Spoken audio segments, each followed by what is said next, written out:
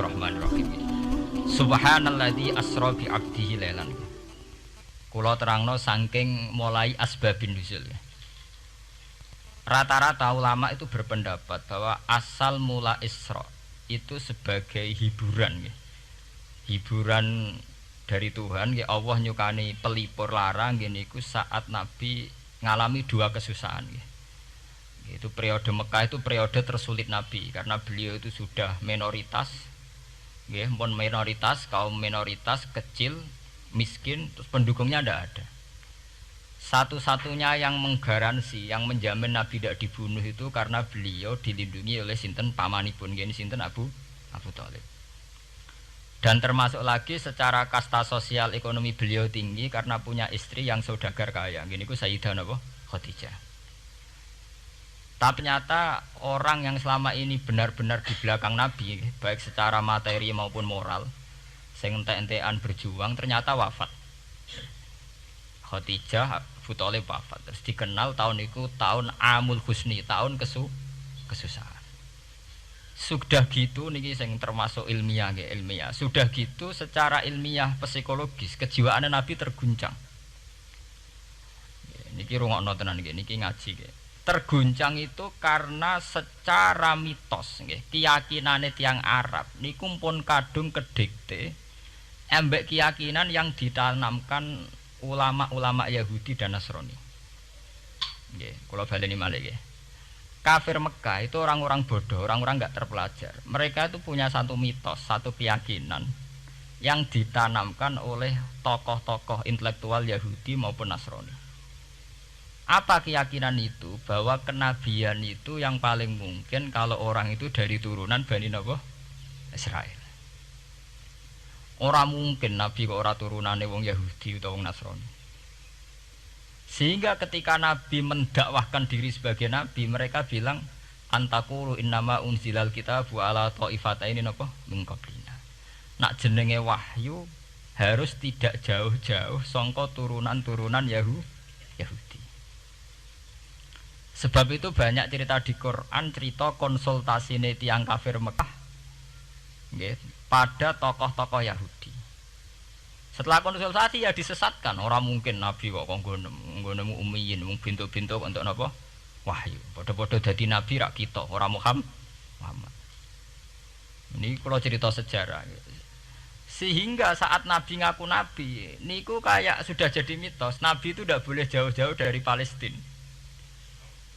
Karena Nabi Ibrahim orang Palestina, Nabi Isa orang Palestina, Yahya Zakaria juga orang Palestina, Nabi Musa juga orang Palestina. Semuanya itu tidak jauh-jauh dari komunitas Baitul Aqsa. Ini ku masjid Baitul Maqdis atau Baitul Muqaddas. Lah itu wong kafir pinter, saking kepengen nyudutno Nabi Muhammad itu sampai Nabi mesti ning Palestina, ya mesti roh cerita-ceritane Nabi ning Palestina. Lah kowe apa tau roh Palestina? Setelah kau detail-detail, nak kau pancen roh itu pintu masjid ning Palestina Baitul Aqsa jumlahnya piro, terus madhepe ning ndi wae. Jadi bahwa Nabi ngeklaim diri sebagai Nabi yang bisa membaca malakutas samawati, baca alam-alam gaib, niku dites nak iso tenan. Saiki aku takok jumlah pintu Baitul Maqdis piro. Niki peringatan kangge santri-santri bahwa semua Nabi itu di luar dites fisik. Artinya zaman Nabi sholat ning masjid kayak teletong unta terus disiksa Abu Jahal itu hanya ujian-ujian fisik. Tapi di luar itu sebetulnya Nabi juga mengalami ujian-ujian intelektual. Ya kayak cerita-cerita di hadis sahih, Nabi itu sering didatangi orang Yahudi ditanya, "Mat, saya punya 5 pertanyaan. Yang tahu itu hanya Nabi. Kalau kamu bisa jawab ya Nabi, kalau enggak ya tidak Nabi." Termasuk takokane, apa pertama yang dimakan ahli jannah saat masuk surga? Takok aneh-aneh. Terus kenapa anak itu kok kadang mirip bapaknya, mirip ibunya? So, takok aneh-aneh. Dan itu berlanjut terus sampai Nabi di periode Madinah. Nah sebab itu Nabi itu secara intelektual itu diasah Tuhan lewat proses Isra, di mana Nabi saat itu secara fasih bisa menjawab jumlah pintu Masjid Aqsa sekian. Perilaku Nabi Musa begini, wajahnya Nabi Musa begini, wajahnya Nabi Ibrahim begini. Sampai di hati-hati sahih Nabi bisa menjelaskan detail. Nabi Musa itu rambutnya kayak ini, wajahnya kayak ini, ada mutiwal. Itu detail sekali Nabi. Sebab itu di sini diterangkan oleh Imam Suyuti, peristiwa Isra adalah peristiwa di mana Nabi berjumpa para sinten Nabi. Itu asal usulnya kenapa? Karena sudah kayak menjadi mitos, Nabi itu tidak boleh jauh-jauh dari tradisi Yahudi, tradisi Palestina. Paham ben sampean roh asal usulnya. Tapi kemudian asal usul itu sebetulnya hanya sementara, hanya permainan politik. Sampean ben roh sejarah, permainan politik, manipulasi politik. Sebetulnya Nabi itu ya tidak jauh-jauh dari beliau adalah keturunan Israel. Israel itu bukan menunjuk sebuah negara loh, sampean pun salah paham. Israel dalam bahasa Quran itu menunjuk auladi Yakub. Israel menjadi negara kan baru kemarin setelah diberi kemerdekaan Inggris, paham nggih? Israel sebagai negara kan baru apa? Kemarin. Sehingga istilah Israel di Quran maupun di hadis adalah menunjuk auladi Yakub. So intinya di antara anak Nabi Yakub ana jenenge Yahuda. Yahuda di turunan-turunan niku Bani Yahuda niku diarani Bani napa? Israel. Ternyata setelah dirunut Nabi Muhammad itu tidak beda jauh dengan keluarga Israel. Karena Nabi adalah turunannya Nabi sinten Ibrahim. Okay. Nabi Ibrahim niku gada putra kalih sing gada turunan gini ku Ishak kalian Ismail. Ismail kalian Nabi Ibrahim disalap teng Mekah. Gini ku sing disebut Quran inni askantu min dzurriyyati biwatin ghairi dzi sar'in inda baitikal muharram. Terus saking Nabi Ismail nurun-nurun ngantos Sayyid Adnan. Ya, mulane nak teng berjanji disebut wa adnanu bila raibin intadzabil ulumin nasabiyah ila dzabihi Ismail nisbatuhu wa muntama.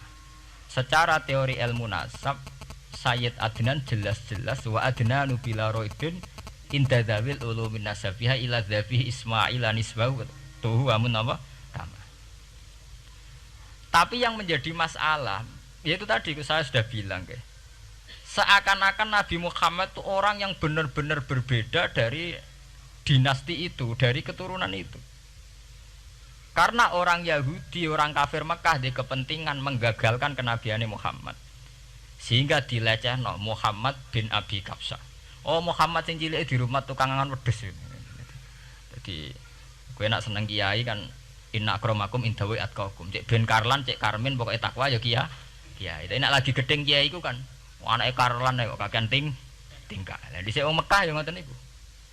Dadi nak muni Muhammad bin Abdullah bin Abdul Muthalib cek terhormat. Mereka adalah orang-orang bangsawan di seputarku Quraisy. Nabi itu kastane Quraisy. Jadi kalau Muhammad bin Abdullah bin Abdul Muthalib cek ketok terhormat. Wong kafir pinter nang istilahna ora Muhammad bin Abdullah. Muhammad bin Abi Kabsah, mereka cilik Nabi tahu dirumat, cara kene ya Karlan yang penjuru desa. Mulane Nabi tahu angon wedhus, mereka tahu de bapak angkat sing tukang napa? Wedhus. Lah wong Mekah pinter, dididik wong Yahudi. Kena istilahnya aja Muhammad bin Abdullah bin Abdul Muthalib, iku cek kekerenan, terlalu napa? Keren. Jadi Muhammad bin Ibnu Abi Kabsah. Di wong nak seneng Pak Harto kan Soeharto jenderal besar. Nek sing gedeng wong kemusuk kan repot. Terus nyebut desa asli ini asal sulit. Nak seneng bupati ya jadi bupati orang nomor 1 di Bojonegoro. Nak gedeng golekno asal usule. Sing ngoten mun sunatullah mulai riyen sampai kiamat ya. Sunatullah lihati kot kelas napa? Mengkobel. Walanta jadi sunnatil lain napa? Tabdila. Ya akan begitu. Nah sehingga peristiwa Isra itu satu peristiwa rohani ya. Selain peristiwa rohani nanti akan diwajibkan sholat, juga ada peristiwa intelektual, ada pengajaran intelektual bahwa semua nabi itu harus punya tradisi yang sama, punya karakter yang sama. Sehingga nabi dalam proses Isra itu dipertemukan dengan Nabi Ibrahim, Nabi Musa, nabi-nabi yang lain. Dan diskusi di situ juga ada diskusi-diskusi. Paham ya? Niki penting ya, penting kalau terangaken karena kalau tanpa tradisi yang berkelanjutan ya, sing disebut tenggene thariqah jenenge as-sanad al-mu'tabar, sanad sing mu'tabar utawi nak tenggene pondok-pondok kitab disebut sanad sing muttasil. ini nanti semua tradisi kenabian akan melenceng. Kalau melenceng itu ngeri. Karena setiap orang ya, mesti gada subjektivitas sendiri, punya versinya sendiri. Sehingga semua nabi harus model istilah politik itu punya platform yang sama, punya karakter yang sama, punya model yang apa? Sama. Nah, sebab itu secara intelektual Nabi Muhammad itu dikenalkan oleh karakter para nabi-nabi dulu. Nggak detail. Satu Quran 30 juz. Andai kan sampai hafal Quran. Sampai ngerunut sejarahnya coba. Kita ini kan kadung dibentuk. Artinya kita ini ya alhamdulillah sudah kadung kebentuk, tahu sejarah para nabi. Tapi asal usulnya kita tahu lewat kitab yang namanya Al-Qur'an. Supaya apa? Nabi Muhammad itu dibimbing bahwa Quran atau ajaran beliau benar-benar musaddiqal lima baina yadeh, benar-benar selaras dengan ajaran sebelumnya. Mulai ajaran yang bersifat samawi sampai hal-hal yang basariyah, yang menyangkut tabiah apa? Basariyah. Kalau contohnya ngeten, misalnya begini.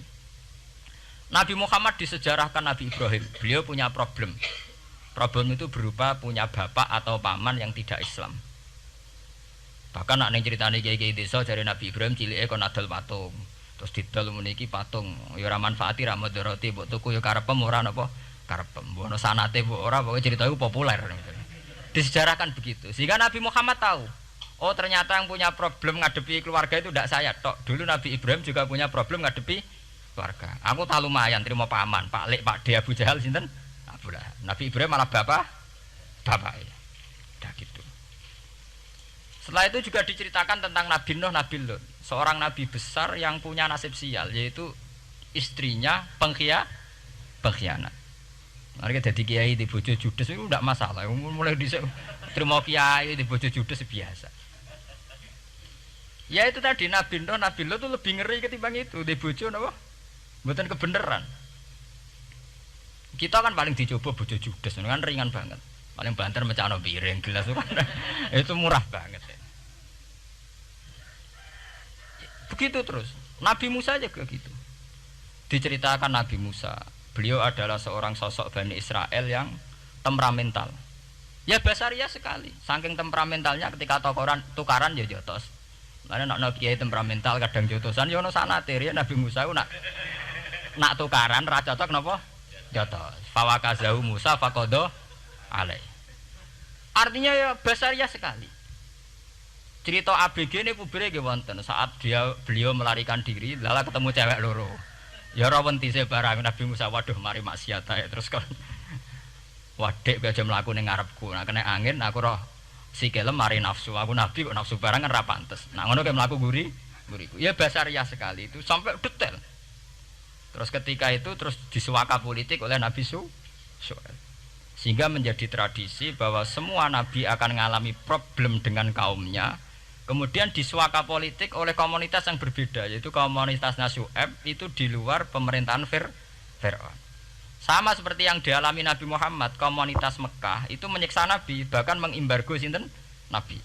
Semua aliran dana, aliran ekonomi, akses dana, akses makanan itu ditutup di Mekah. Sehingga Nabi sampai dahar dedaunan fisik bil jibali napa Mekah. Tapi beliau diselamatkan oleh sahabat Ansor yang terpisah dari komunitas ahlu Mekah. Itu mirip ceritanya Nabi Musa yang diselamatkan Nabi Syuaib yang terpisah total dari komunitas Fir'aun. Ini penting kalau ulang temriki sehingga karakter-karakter kenabian itu tidak rubah. Karakternya sama. Sehingga setelah kita mengenali karakter para nabi, kita mudah sekali mengenali nabi palsu. Paham ya? Mengenai kalau nabi palsu paling seneng musodek, ketara palsune. Lah sing repot sing ora ketara, mergo jenenge Ahmad. Ahmad Muhammad tak mirip. Mulane nek kowe ndek jeneng supaya ora ngaku nabi jenengno Kartolo. Mergo nek Ahmad bin Gulam rak jenenge Ahmad. Ana terkenal nabi nek ora jenenge Muhammad utawa napa? Ahmad. Mulane Ahmad bin Gulam pas ngaku nabi pengaruhnya gede mergo mirip. Mulane kula wingi takoki mahasiswa Jogja. Gus, cara jenengan jeneng Jawa mbek Arab apa iki? Nak trene akeh nabi palsu apik Jawa lah Kartolo. Karena secara kriteria kenabian ndak akan masuk. Nek anak jenenge Kartolo atau Karmin itu ndak akan masuk kriteria wong sing bakal dadi nabi. Lah anak jenenge Ahmad tak mirip-mirip nabi. Oh Ahmad Hulam bin Mirza wani ngaku nabi mergo jenenge Ahmad. Musaddiq ya mergo musaddiqal lima bena ya teh. Lah anak Kartolo, Karmin, Karlan agak ono. Mulane saiki sing jenenge Jawa kudu syukur. Akan terbebas dari mengaku napa? Nabi. Lho syukur kan gak akan salah to. Di barokah sampean jeneng Jawa orang arang ngaku napa? Nabi. Selamat. Kudu syukur. Paham ya? Ndak apa-apa, itu harus dinikmati. Ya itu tadi ya, karena Nabi itu punya karakter yang sama, punya tradisi yang sama, yang mirip-mirip. Itu kenapa Quran berkali-kali menceritakan sisi-sisi kenabian Nabi di luar Nabi Muhammad. Karena biar karakter Nabi Muhammad terbentuk, ya, terbentuk dengan karakter Nabi sebelumnya. Tidak melenceng. Kemudian itu ditiru oleh ulama kita. Kita punya guru punya guru lagi, punya tradisi yang sama. Nak mulang kudu istiqomah, santri loro lah kudu diulang. Nak dadi kiai aja mripat ijo nak roh dhuwit. Wis pokoke dilatih. Nah, tapi dari kiai saiki orang mripat ijo, mripat abang. Mergo dhuwit saiki abang. Dhisik dhuwit paling gedhe rak 50.000 iku rak ijo. Lah saiki 100.000 abang. Dadi saiki nak nasihati nak roh dhuwit aja mripate abang. Mergo ijo wis gak akeh saiki. Paham napa? Kena akal-akalan ngoten jan repot. Tugare kula di santri dablek nek di bojo aja moro tangan. Kula mboten moro tangan, kula saduk, moro sikil. Kena anekdot ngono rusak. Adu-adu ning bojone. Bojone loro, bareng bojone nguap. Kowe jare rabi Pak ning njaba, bojom jare loro fitnah, Dik. Sing bener telu. Ayo kan repot. Ketemu cangkem elek rusak kabeh. Fitnah udik nak loro. Sing bener apa? Telu. Lah sakniki mun politik ngoten nggale saya sebagai pejabat tidak pernah mengkorupsi 1 sen pun uang rakyat. Wong edan tapi korupsi ya sak sen. Ngomong ra waras tapi korupsi napa? Sak sen. Ngono miliaran tok. Korupsi napa? Sak sen. Ya mesti ae. Geneman. Ayo, jadi zaman akhir itu kayak zaman dhisik, kayak Abu Nawas kabeh. Jadi apa-apa niku mun mboten karu-karuan. Mun ya. Wah itu permainan kata begitu niki kula penting kula terangaken nggih. Saya sebagai ahlul Quran, orang yang banyak baca Quran nggih. Itu kita akan tahu betul betapa parahnya nggih atau akibat negatifnya dari permainan kata itu. Dan itu dilegalkan Quran, disahkan Quran dalam beberapa ayat. Yaqulun apa yuriduna ayutfi'u nurallahi bi afwahihim. Orang-orang Yahudi, Nasrani, kafir Mekah itu ingin sekali membunuh Islam lewat permainan kata bi afwahihim. Yaitu tadi misalnya kalau Muhammad bin Abdullah bin Abdul Muthalib itu kelihatan keren karena masih Bani Quraisy. Tapi kalau diistilahkan Muhammad bin Abi Kabsah, wah Muhammad sing anake Karlan iku ora ummiyin. Balik dadi wong alim terus diistilahno bapakmu sing cilike iku angon wedhus. Ya terus repot terus ajur kah? Kabeh. Itu bi afwahihim. Efektivitas bi afwahihim itu sampai tenggene Tarikhus Suyuti wonten keterangan wa min dzalika irtadda jam'un minas sahabah. Dari permainan kata yang ditanamkan orang Yahudi itu sampai banyak sahabat yang murtad. Istilahnya itu jam'un minas sahabah. Meskipun setelah murtad itu ya divonis tidak sahabat. Misalnya menyangkut nasa mansuh. Orang Yahudi pinter, du'afaul muslimin, orang-orang muslim yang imannya masih lemah. Delok le nabimu, wong kok pelin-pelane ngono. Dhisik Ka'bah madhep Baitul Maqdis. Iku wis bener iku, mergo kiblate Nabi Musa. Nabi-nabi dhisik kiblate Baitul Maqdis. Nah, saiki gara-gara dekne kangen keluargane manjen dekne cah Mekah, saiki kangen Mekah.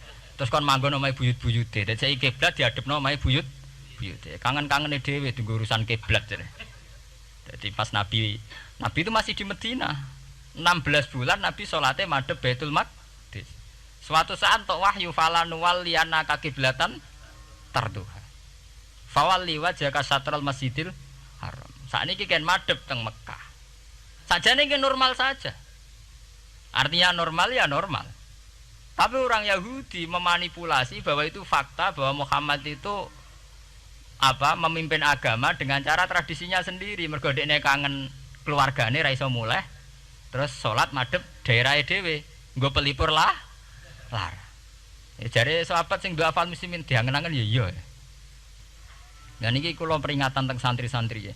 Sebab itu kalau sampean jadi kiai itu santri harus punya wawasan intelektual yang luas. Semenjak itu Quran mewahyukan secara nalar sejarah. Ya niku sing disebut ayat inna awwala baiti wudi'a lin-nasi lalladzi bi Bakkata mubaraka wa hudal lil alamin fihi ayatum bayyinatum maqamun apa Ibrahim.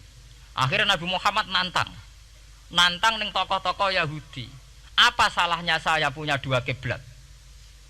Baitul Maqdis adalah kiblatul anbiya karena dulu Nabi Musa di situ, Nabi Isa di situ.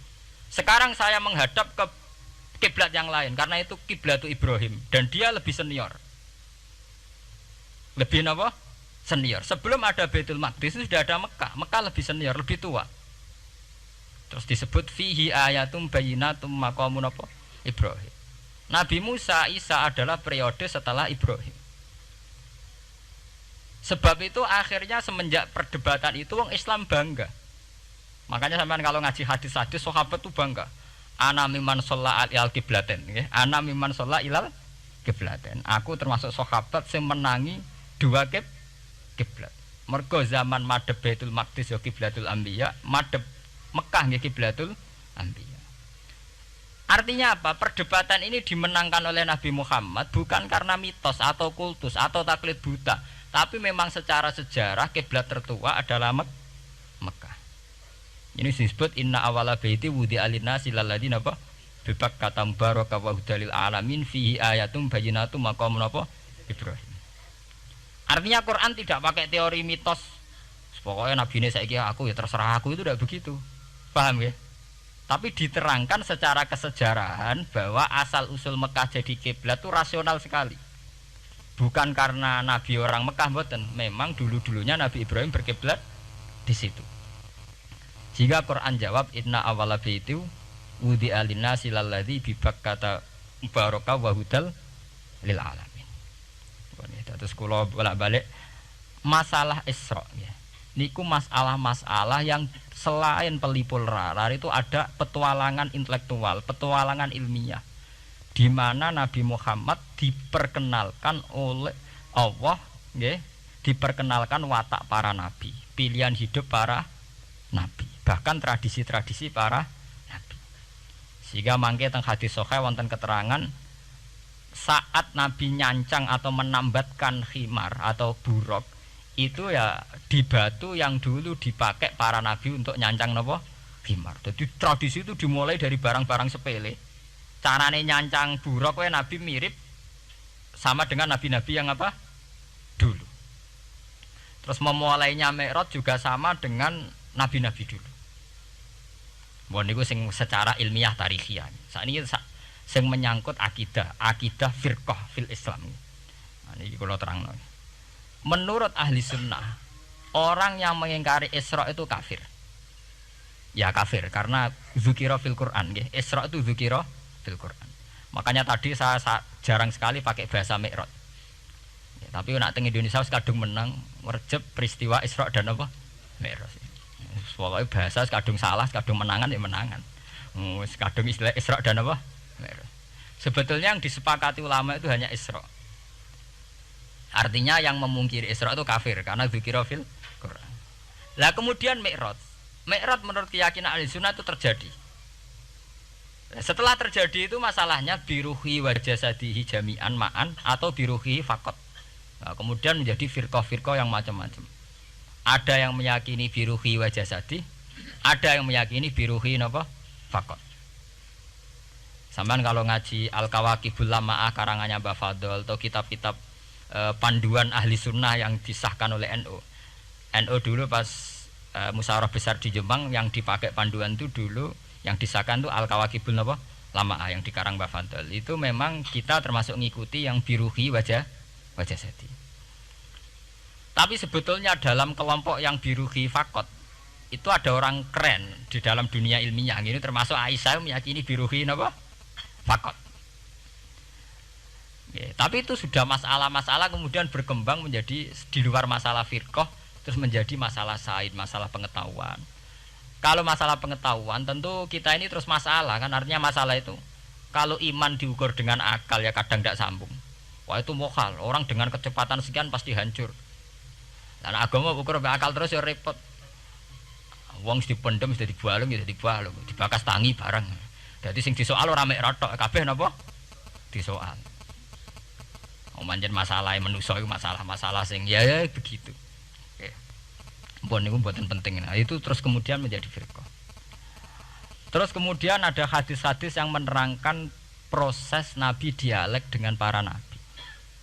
Kayak ketemu Nabi Musa, Nabi Ibrahim, terus Nabi Idris, Nabi Isa, Nabi Musa. Itu terus diterangkan di hadis-hadis sahih.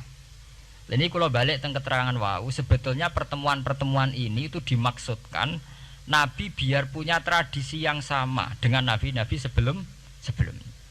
Karena ini penting ya. Sampeyan esra rasane dadi kiai. Niku krasa banget. Misalnya kita ya. Kita akan dididik ala pesantren misalnya. Kita punya kiai-kiai yang punya tradisi. Misalnya nak rawong nakal, wong minum astagfirullahaladzim, wong kok ngono kan gitu. Ya hanya begitu. Sehingga wis kaya identik angger kiai NU atau amalia NU iku rawani naboki wong sing nyabu. Ya rawani nyaduki wong sing lagi minum. Kemudian itu dianggap satu kekurangan atau apa walhasil kemudian lahir kayak FPI. Orang yang tidak menerima metode itu. Tapi sudah kayak ada janjian tuh begitu. Kiai paling anti kemungkaran lah itu. Masa kiai paling kerengo sapa mbok terkenal kerengo. Mereka tidak punya catatan repot bahwa mereka pernah jotosi wong minum. Masih sing sering jotosi santri lah itu tetap rata ono terkenal jotosi napa? Wong sing mabuk, wong sing minum. Itu sudah kayak tradisi. Dulu zaman Basim Asari Jombang terkenal ijo be abang, sing abang ya abangan tenan. Sing ijo. Tapi tidak ada catatan sejarah kiai jotosan be pemabuk. Ya memang kayak kita sudah punya tradisi nak roh kemungkaran itu menang kalah itu lewat proses bil hikmati wal mau'izatil hasanah. Kita ini kayak punya tradisi nak roh kemungkaran milih model Nabi wa mahdi qaumi fa innahum la ya'lam. Itu ya kayak ada janjian begitu. Meskipun kita sebagai orang alim ya tahu nahi mungkar itu wajib. Nahi mungkar itu begini-begini, tapi ya praktek kita tidak pernah begitu. Ya, kalau di Timur Tengah kebalikan. Mana ada terima karuan wong nakal. Podo soleh beda aliran halal dibunuh. Sehingga wong Sunni yo ngalalo darah wong Syiah nggih ngalalo darah napa? Wong Sunni. Ya sudah kayak tradisi. Sampai nak maca kitab fikih-fikih khas Arab. Mau biasa muni wong ngene iku muhaddarun damu. Padahal ya wong soleh, wong Islam di mazhab apa wis disebut darun apa? Damu. Sehingga kita itu tadi kita punya tradisi. Saya tuh kalau sedang tahajud, matehai para wali-wali songo atau apa, itu yang terpikir di saya itu hanya satu. Agama Islam itu lahir lewat Quran dan hadis. Tapi kemudian tahu-tahu tetap berimprovisasi, berkembang sesuai tokoh yang membawa. Sampai kalau melihat Islam di India dulu sampai perang besar-besaran, kemudian zaman Abul A'la Al-Maududi, zaman periode Muhammad Iqbal, sampai India pecah, kemudian jadi Pakistan yang bernegara apa? Islam, karena banyak konseptor Islam yang tidak setuju negara sekuler. Akhirnya mereka misah jadi negara Islam Pakistan. Kemudian Timur Tengah juga begitu. Karena Timur Tengah sudah Islam semua, masalahnya itu diislamkan ala Sunni atau ala Syiah. Iran menjelma sebagai aliran Syiah. Yang Sunni dianggap sesat, halal darah. Irak zaman Saddam Hussein pemerintahan Sunni. Sing Syiah dibantai sehingga wong Kurdi do mati. Era Saddam keok gentenan Saddam sing dibantai. Makanya kalau saya ngaji di Jogja, seminar di Jogja bilang, kita ini harus bersyukur. Kita ini punya tradisi konflik yang terbaik di dunia. Enggak, kita ini punya tradisi konflik yang terbaik di dunia. Sampai nak Isra Ikhwanil Muslimin teng Mesir. Badan Intelijen Nasional atau Badan Stabilitas Nasional, Bakor Setanas atau itu harus terima kasih sama tradisi tokoh-tokoh Islam di Indonesia. Lepas dari kita setuju tidak setuju itu terserah. Tapi kita punya tradisi konflik yang paling baik di dunia. Kurang bencinya Gus Dur sama FPI atau FPI sama Gus Dur. Paling mereka ya adu statement di depan wartawan. Itu bagus sekali. Cara nang ngarep wis tembak-tembakan. Kita punya sejarah. Secara pesantren saya itu punya sejarah panjang. Zaman Mbah Imam beda dengan Mbah Zubair, zaman Kiai Memun beda dengan Kiai yang lain. Paling adu statement saat ada tamu itu paling bagus. Kita punya tradisi konflik paling bagus di dunia. Kayak apa mangkalnya orang NU saat Gus Dur diimpis, dipecat.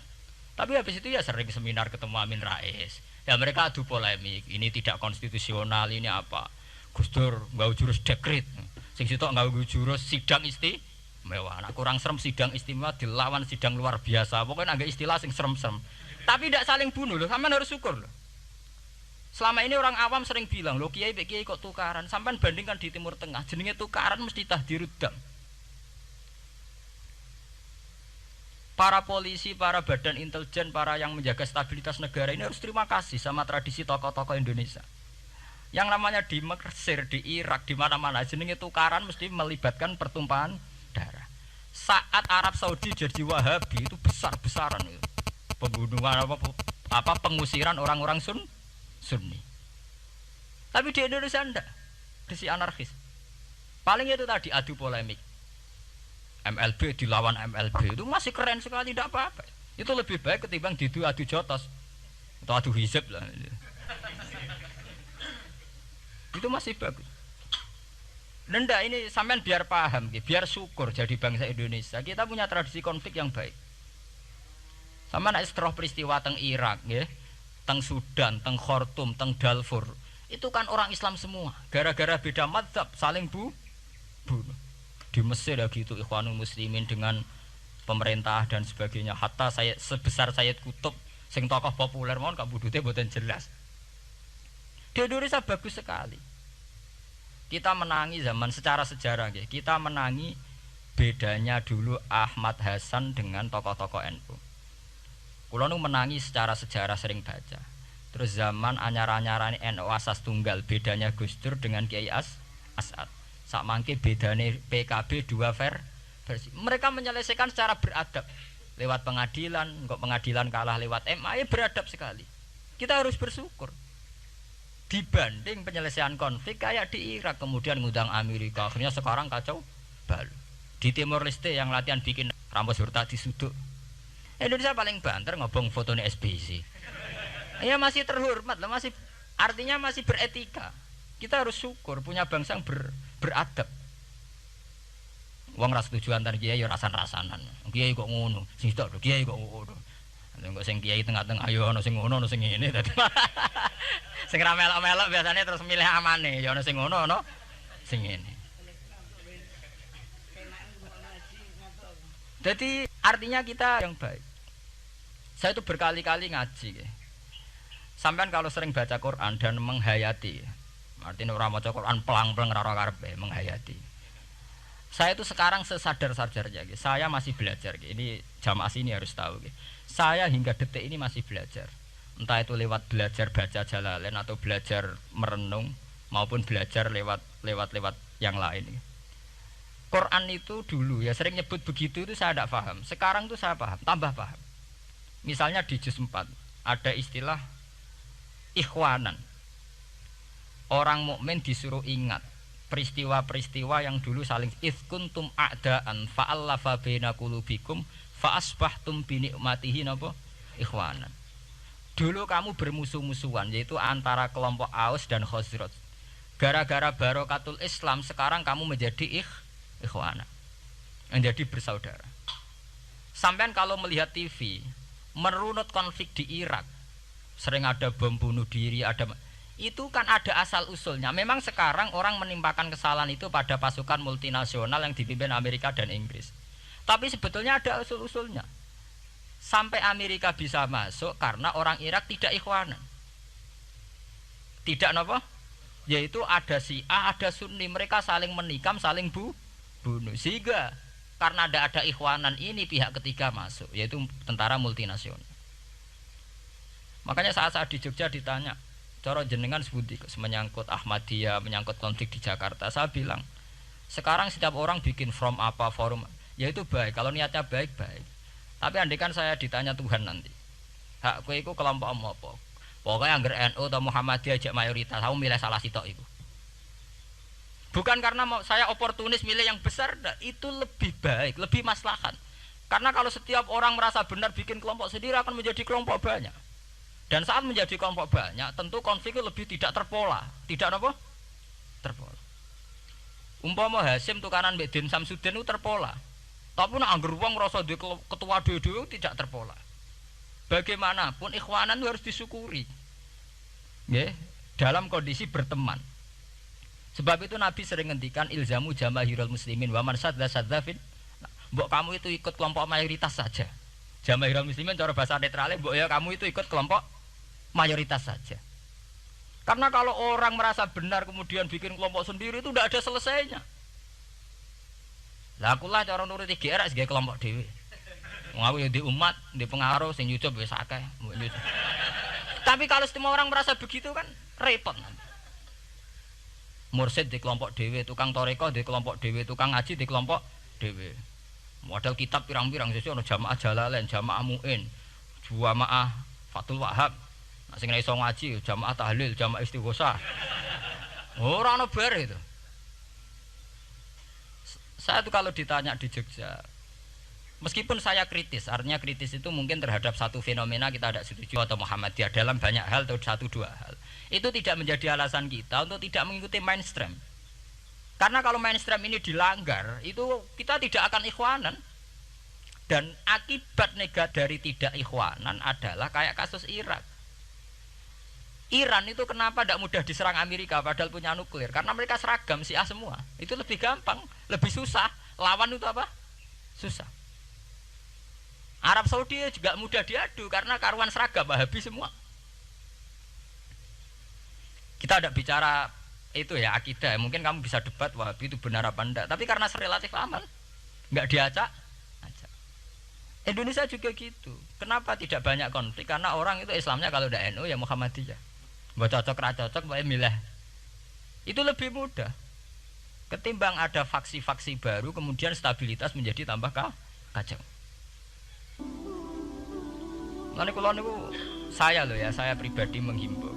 Melihat ayat itu dihitung Tuhan sampai Allah ngendikan apa ifkuntum a'daan fa'allafa baina qulubikum fa asbahtum bi nikmatihi napa. Kekuatan sebuah negara itu bukan karena senjatanya canggih, tapi karena rakyatnya tidak benci.